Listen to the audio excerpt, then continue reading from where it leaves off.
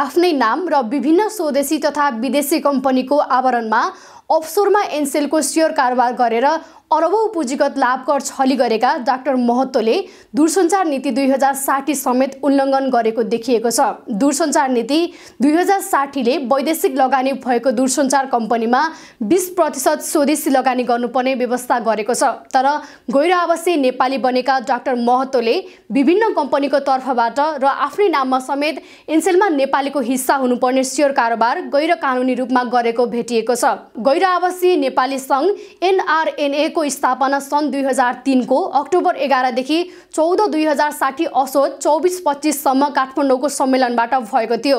नेपाली नागरिकता त्याग गरेपछि मात्रै गैर आवासीय नेपाली बन्ने पद्धति छ। डाक्टर महतो एनआरएनए को पहिलो संस्थापक अध्यक्ष बनेका थिए। यसले उनी सन् 2003 को अक्टोबर अगाडि नै नेपाली नागरिक नभएको देखिन्छ। तर पनि उनले एनसेलमा विदेशी स्वामित्वको हुने र स्थानीय स्वामित्वको हुने दुवै प्रकृतिको शेयर कारोबार गर्दै आएको शेयर कारोबारको विवरणले देखाउँछ। सरकारी अनुसन्धान प्रतिवेदनले भने डाक्टर महतोले सिनर्जी नेपाल मार्फत खरिद गरेको 20% शेयर खरिद र उनले नीरज गोविन्द श्रेष्ठलाई बिक्री गरेको सोही खरिदको कानुनी वैधतामाथि अनुसन्धान गर्नुपर्ने औलाएको छ। यसमा निज उपेन्द्र महतो सन् 2003 मा स्थापना भएको संस्था गैर आवासीय नेपाली संघको संस्थापक अध्यक्ष भएको सार्वजनिक भएको हुँदा नेपाली टेलिकम कम्पनी एनसेलको 20% शेयर खरिद गर्दा बखत उनी र नीरज गोविन्द श्रेष्ठको राष्ट्रियता नेपाली र गैर आवासीय नेपाली के थियो स्पष्ट हुनुपर्ने देखिन्छ। उक्त 20% शेयर स्वामित्व ग्रहण गर्दा यदि निजहरू नेपाली नागरिक नरहेको भए उक्त कारोबार दूरसञ्चार नीति 2060 को प्रतिकूल हुने देखिन्छ। यदि त्यस बखत निजहरू नेपाली नागरिक भएको भए निजहरूबाट गरिएका विदेशी लगानी तथा ऋणका कारोबारहरू समेत विदेशी विनिमय नियमन गर्ने ऐन 2019 को विपरीत हुन जाने देखिन्छ। सरकारी प्रतिवेदनको पेज नम्बर 33 मा उल्लेख छ। साथै डाक्टर महतोको एनसेलमा खरिद बिक्रीकै विषयमा थप अनुसन्धान गर्नुपर्ने भन्दै प्रतिवेदनको पेज नम्बर 54 मा पुनः जोड दिएर सोही विषयलाई उल्लेख गरिएको छ। दूरसञ्चार नीति बमोजिम टेलिकम्युनिकेसन क्षेत्रमा विदेशी लगानी गर्दा 20% नेपाली नागरिकको लगानी हुनुपर्ने देखिन्छ। सोही बमोजिम सिनर्जी नेपाल प्रालीलाई उपेन्द्र महतोले 2068 मा खरिद गरेको देखिन्छ। यसरी खरिद गरेको शेयर करिब 9 दिनपछि नीरज गोविन्द श्रेष्ठलाई बिक्री समेत गरेको देखिन्छ। उपेन्द्र महतोले नेपाली नागरिकको हैसियतले एनसेल प्रालीको शेयर खरिद बिक्री गरेकै हो वा गैर आवासीय नागरिकको हैसियतले एनसेल प्रालीको शेयर खरिद बिक्री गरेको भन्ने विषय प्रतिवेदनमा उल्लेख छ। डाक्टर महतोले त्यसबेला गरेको कारोबार विदेशी लगानीकर्ताको रूपमा गरेको भए दूरसञ्चार नीति 2060 विपरीत हुने र नेपाली नागरिक भएर गरेको भए विदेशी विनिमय गर्ने नियमन गर्ने ऐन 2019 विपरीत हुने भनेर प्रतिवेदनमा स्पष्ट औलाएको छ। सरकारी अनुसन्धानले डाक्टर महतोले एनसेलको शेयर खरिद बिक्रीका क्रममा नेपाली वा विदेशी जुनसुकै भएर गरेको भए पनि गैर कानुनी भएको हुन सक्ने भन्दै छानबिन गर्नुपर्ने ठहर छ। दूरसञ्चार नीति 2060 बमोजिम दूरसञ्चार सेवा प्रदायक कम्पनीको कम्तीमा 20% लगानी नेपाली लगानीकर्ताको हुनुपर्ने व्यवस्था छ। एनसेलको 80% शेयर स्वामित्व विदेशीको रहिरहेको अवस्थामा उक्त कम्पनीको 20% शेयर स्वामित्व समेत विगतमा समय समयमा गैर नेपाली नागरिकको भएको हुन सक्ने देखिएकोले सो सम्बन्धमा सम्बन्धित निकायबाट थप अनुसन्धान हुनुपर्ने सरकारी अनुसन्धान प्रतिवेदनको पृष्ठ 111 मा भनिएको छ। साथै सरकारी अनुसन्धान प्रतिवेदनले सम्पत्तिको स्रोत लुकाउने वा छल्ने विदेशी मुद्राको अवैध कारोबार गर्ने तथा कुनै पनि किसिमले राजस्व छली तथा चुहावट गर्ने कार्यलाई कसुरको रूपमा लिनुपर्ने भन्दै एनसेलको 20% स्थानीय शेयर खरिद बिक्रीको विषयमा छानबिन हुनुपर्ने विशेष रूपमा औलाएको छ। सम्पत्ति शुद्धिकरण निवारण ऐन 2064, विदेशी विनिमय गर्ने ऐन 2019 र राजस्व चुहावट ऐन 2052 उक्त शेयर कारोबारमाथि आकर्षित हुन सक्ने प्रतिवेदनले संकेत गरेको छ। एनसेलको नाम पनि परिवर्तन गरेर एनसेल आजियाटा प्रणाली बनाइसकेपछि भने नीरज गोविन्द श्रेष्ठले आफ्नो स्वामित्वको 20% शेयर सतीश लाल आचार्यको श्रीमती भावना सिंह श्रेष्ठको कम्पनी सुनिभेरा क्यापिटल भेन्चर्स प्रालीलाई 2072 चैत 29 मा अफसोर मार्फत नै बिक्री गरेका छन्। त्यसपछि ट्याक्स हेभन मुलुकमा रहेको सेन्ट किट्स एन्ड नेभिसमा दर्ता भएको रेनोल्ड होल्डिङको नाममा 80% र सुनिभेराको नाममा 20% शेयर रहँदै आएको छ। यी दुवै कम्पनीको प्रत्यक्ष वा अप्रत्यक्ष सम्बन्ध डाक्टर महतो पनि रहेको हुन सक्ने देखिन्छ।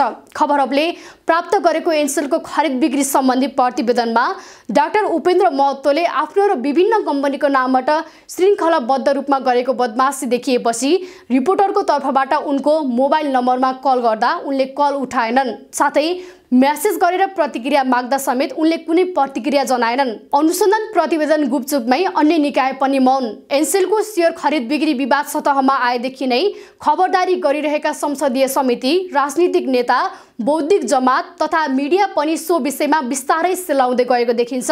गत वर्ष मङ्सिरमा आजिआटा बहाडले एनसेल बिक्री गरेको घोषणा गरेको बेलामा संसदको सार्वजनिक लेखा समिति, अर्थ समिति, राज्य व्यवस्था तथा सुशासन समिति र शिक्षा तथा सूचना सञ्चार समितिले सो विषयमा बैठक राखेर छलफल गराएका थिए। सार्वजनिक लेखा समितिको 2080 मङ्सिर 20 गते बसेको बैठकले मलेसियन कम्पनी आजिआटालाई नियामक निकाय दूरसञ्चार प्राधिकरणलाई जानकारी नगराई बिक्री गरेको, कारोबार संशयपूर्ण र अपारदर्शी र अवास्तविक रहेको निष्कर्ष निकालेको थियो। त्यस्तै पुस 3 गते बसेको संसदको राज्य व्यवस्था सुशासन समितिको बैठकले छानबिन समितिको प्रतिवेदन नआउने बेलासम्म शेयर कारोबारमा सहमति तथा स्वीकृति नदिन प्रधानमन्त्री कार्यालय, अर्थ मन्त्रालय र उद्योग मन्त्रालयलाई निर्देशन दिने निर्णय गरेको थियो।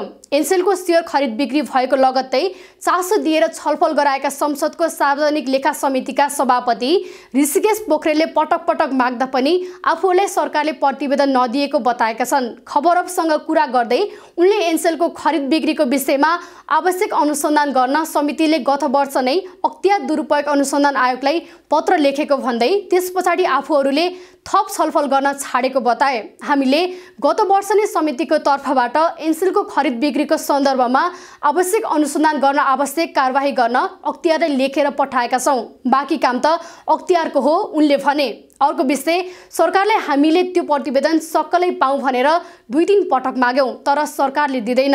उनले एनसेल सम्झौता भएअनुसार निश्चित अवधिमा सरकारको स्वामित्वमा आउनुपर्ने आफ्नो धारणा रहेको समेत बताए। अख्तियारको प्रवक्ता नरहरी घिमिरेसँग सार्वजनिक लेखा समितिले दिएको पत्रका आधारमा एनसेलको खरिद बिक्रीको विषयमा भइरहेको अनुसन्धानको बारेमा प्रतिक्रिया माग्दा उनले सो विषयमा आफूलाई कुनै जानकारी नभएको बताए। प्रवक्ता घिमिरेको भनाइले अख्तियारले सो विषयमा अनुसन्धानको लागि कुनै कदम अगाडि नबढाएको सङ्केत गर्छ। राज्य व्यवस्था तथा सुशासन समितिका सभापति रामहरि खतिवडाले भने गत मङ्सिरमा समितिको तर्फबाट सरकारलाई दिएको निर्देशन कार्यान्वयन भएको र अन्य कमजोरीका विषयहरू भए नभएको विषयमा आफूहरूले नजिकबाट हेरिरहेको खबर हबसँग बताएका छन्। हामीले जे निर्देशन दिएका थियौँ त्यो निर्देशन कार्यान्वयनको प्रक्रियामा प्रधानमन्त्री कार्यालय, मन्त्री परिषद, सचिवालयले दिएको छ। हामीले शेयर हस्तान्तरण अहिले नगर्नु, खरिद बिक्री नगर्नु भनेका थियौँ। नगर्नका लागि मन्त्री परिषद र सञ्चार मन्त्रालयले अनुरोध गरेको पत्र हामीलाई प्राप्त भएको छ। उनले भने एनसेललाई 2086 मा नेपाल सरकारको अन्तर्गत ल्याउनका लागि पहल गर्न हामीले भनेकोमा सो विषयमा पनि सञ्चार मन्त्रालयले प्रक्रिया अघि बढाएको जानकारी गराएको छ। सार्वजनिक लेखा समिति र राज्य व्यवस्था समितिले सतही रूपमा एनसेलको खरिद बिक्रीलाई हेरे पनि त्यसको सुरुवाती अवस्थादेखि हालसम्मको अन्तरयमा रहेर गरिएका शेयर खरिद बिक्रीमा भएको करछलीको पाटोलाई भने केलाउन खोजेको पाइँदैन। गत मङ्सिरमा एनसेल खरिद बिक्रीको विषयमा सार्वजनिक लेखा समितिमा भएको छलफलमा पनि एनसेलमा भएको 20% स्थानीय शेयरको खरिद बिक्रीको विषयमा कुनै सन्दर्भ उठाइएको थिएन। एनसेलको पछिल्लो शेयर खरिद बिक्रीलाई रोक्न भन्दै स्वतन्त्र सांसद अमरेश कुमार सिंहले 2080 मङ्सिर 22 गते सर्वोच्चमा रिट दायर गरेका थिए। साथै उनले एनसेलको अपारदर्शी कारोबारमा पूर्व प्रधानमन्त्री पुष्पकमल दाहाल प्रचण्डको परिवार समेत जोडिएको विभिन्न आरोप सार्वजनिक रूपमा नै लगाएका थिए। सिंहले हालेको सो रिटमा सर्वोच्चले एकपटक कारण देखाऊ आदेश जारी गरेर अहिलेसम्म विचाराधीन अवस्थामा नै रहेको छ। सिंहले आफ्नो रिट सर्वोच्चमा पनि विचाराधीन नै रहेको र सरकारले पनि प्रतिवेदन माग्दा नदिएको खबर हबलाई बताएका छन्। गम्भीर विषयमा सरकारको भूमिकामाथि प्रश्न। सरकारले गत मङ्सिरमा एनसेलको शेयर खरिद बिक्रीका सम्बन्धमा अध्ययन तथा छानबिन गर्न पूर्व महालेखा परीक्षक टङ्कमणि शर्माको संयोजकत्वमा नेपाल सरकारका सचिव फणिन्द्र गौतम, अर्थ मन्त्रालयका सहसचिव रितेश कुमार साक्य, सञ्चार तथा सूचना प्रविधि मन्त्रालयका सहसचिव बाबुराम भण्डारी र आइकनका अध्यक्ष सुजन कुमार काफ्ले रहेको समिति गठन गरेको थियो। खबर हबले एनसेलको खरिद बिक्री सम्बन्धी टङ्कमणि शर्मा दङ्गालको नेतृत्वले तयार गरेको प्रतिवेदन उच्च स्रोतबाट प्राप्त गरेको भए पनि सरकारले भने उक्त प्रतिवेदनलाई लामो समयदेखि गोप्य रूपमा नै राखेको छ। समितिले तत्कालीन प्रधानमन्त्री पुष्पकमल दाहाल प्रचण्डलाई गएको माघ 15 गते नै प्रतिवेदन बुझाएको थियो। प्रतिवेदन बुझाउँदै शर्माले खरिदकर्ताको प्राविधिक, वित्तीय तथा व्यवस्थापकीय क्षमता पुष्टि हुने कागजात पेश नगरेको देखिँदा आजियाटा बहाड र सतीशलाल आचार्यको स्पेक्टर लाइट युके बीचको खरिद बिक्री सम्झौता यथास्थितिमा स्वीकार गर्न उपयुक्त नहुने निष्कर्ष सहित थप अनुसन्धान गर्न आवश्यक रहेको बताएका थिए। समितिको निर्णय कार्यान्वयन गर्ने भने पनि तत्कालीन सरकारले प्रतिवेदन कार्यान्वयन गर्ने घोषणा त गर्यो तर सार्वजनिक गरेन। साथै समितिको सिफारिस बमोजिम छानबिन समितिलाई अगाडि बढाएन।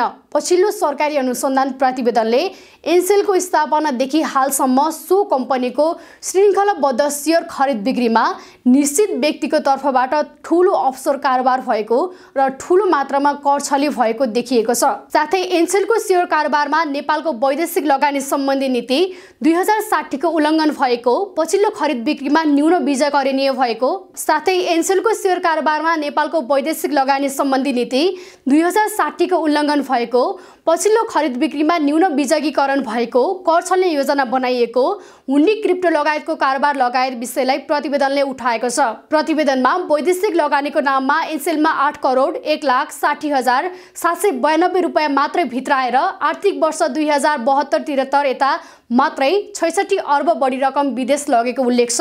आजियाटा ग्रुप बहाड र स्पेक्टर लाइट युकेका सञ्चालक सतीशलाल आचार्य बीच भएको एनसेल आजियाटाको सेयर खरिद बिक्री सम्झौतामा स्मार्ट टेलिकमको नवीकरण भई स्मार्ट टेलिकम प्राप्त गरेमा आचार्यले बहाडलाई थप 1 करोड रुपैयाँ बुझाउने भन्ने सम्झौता समेत छ, जसले एनसेल आजियाटा र स्मार्ट टेलिकम बीच आर्थिक सम्बन्ध निरन्तर रहेको समेत पुष्टि भएको छ। लामो विवादपछि सर्वोच्च अदालत अन्तर्राष्ट्रिय मध्यस्थताको फैसला बमोजिम टुङ्गिनुपर्ने 2072 सालदेखिको एनसेलको पुँजीगत लाभकरको विषय शीर्ष राजनीतिक नेतृत्वसँग कनेक्सन रहेका व्यापारी वर्षौंसम्म अदालतबाट जारी स्टे अर्डर, सरकारी अकमर नेता लगायतले अल्झिँदैछ, जसकारण एनसेल मार्फत 85 अर्ब रुपैयाँ भन्दा बढी राज्यमा दाखिला हुनुपर्ने कर प्राप्त हुन सकेको छैन। विदेशका अन्य कम्पनीहरूको तुलनामा निरन्तर नाफामा रहेको तर नेपालमा लगानीको वातावरण नभएको भन्दै विभिन्न चरणमा अफसर कारोबार गरेको एनसेललाई अझै पनि राज्यले गम्भीर रूपमा नलिएकोमा आलोचना हुने गरेको छ।